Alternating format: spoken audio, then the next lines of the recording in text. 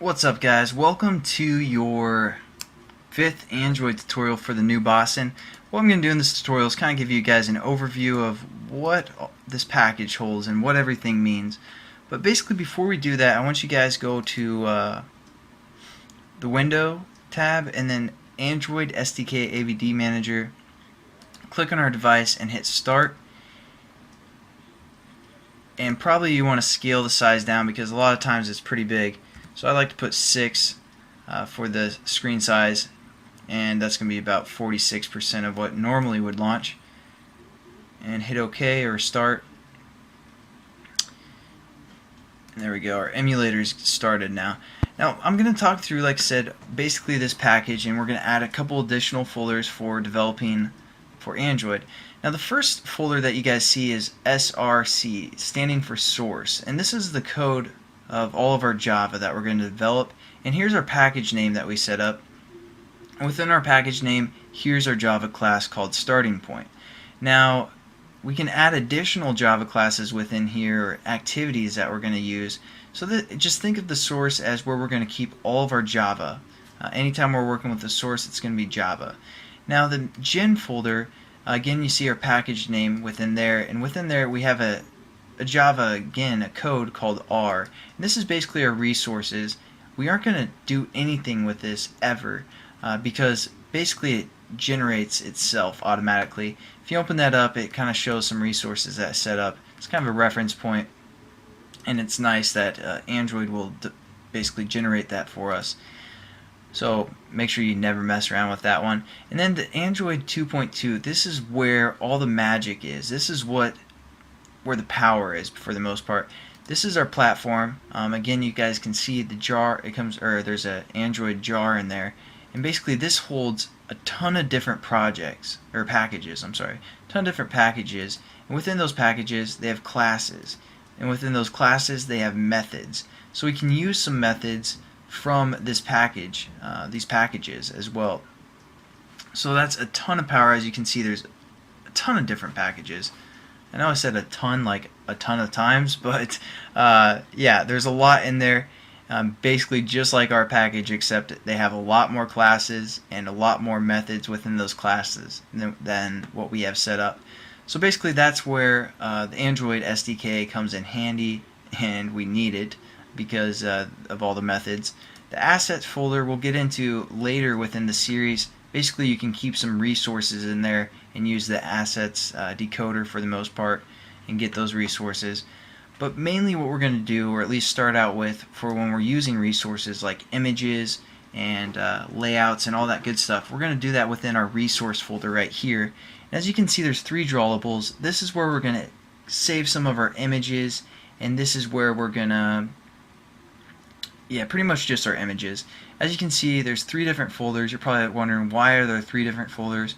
Well, Android phones, some have a pretty good density or pretty good resolution to them, some don't.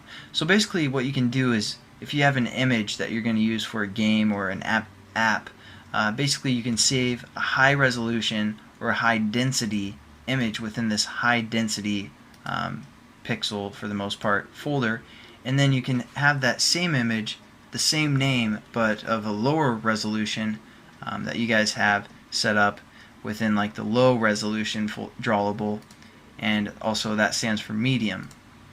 So again, you can have the same name, but if you create 3 different images that have different resolutions, you can save them within the appropriate folder, and then when you reference those images in Java, basically the SDK is going to know which one of those images should be run on the phone for, optimization for the most part.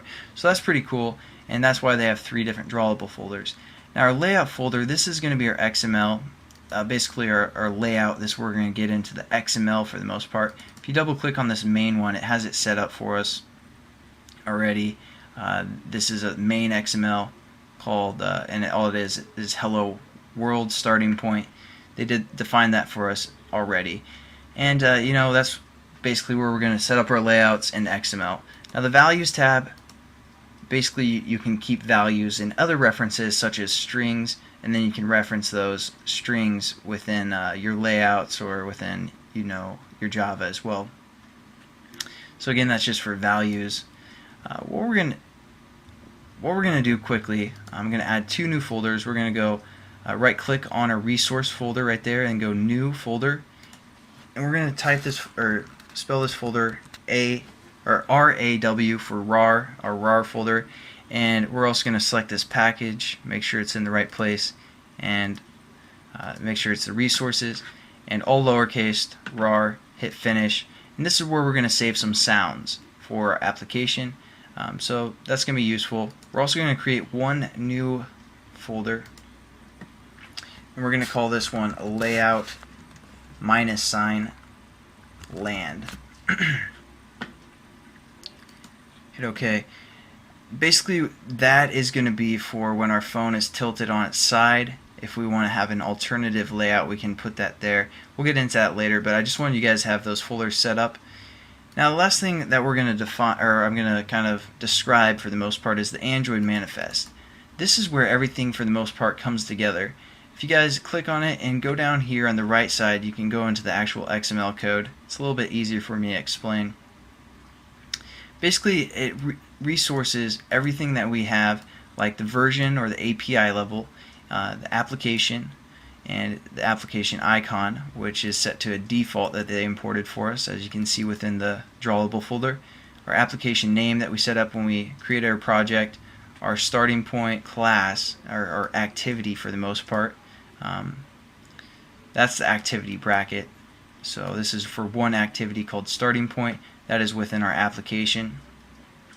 Basically it, and if you go over here, this activity is our launcher item, so when our activity starts, it's going to look for the launcher item and start this activity starting point. So basically the manifest pulls everything together and adds your resources for all your different activities, and you can set up some sweet stuff within here as well. Now if your application needs to access the internet, or you want to pull some data from a text message that someone gets, and then you post it on their Facebook wall without them knowing. Basically, you're going to use permissions. You need to get permissions, like I want to use the permission of the internet. And you would define those permissions within the manifest, and then when someone downloads your application off the marketplace, they're going to see which permissions your app needs, such as, oh, it needs the internet, oh, it needs a receiver of some sort, oh, it needs to access my camera. What is this application doing? Basically, they're going to see that, and then if they want to download it, they can, but that's basically the only place that they're going to see what permissions we're going to use. We're going to do that within the XML, or within the manifest. So basically, that's kind of an overview. Only other thing I want you guys to do real quick is just right click on your whole package, go to run as Android application, and that's going to load up on our emulator. Again, what's going to happen, I'm just going to briefly talk through everything that's happening.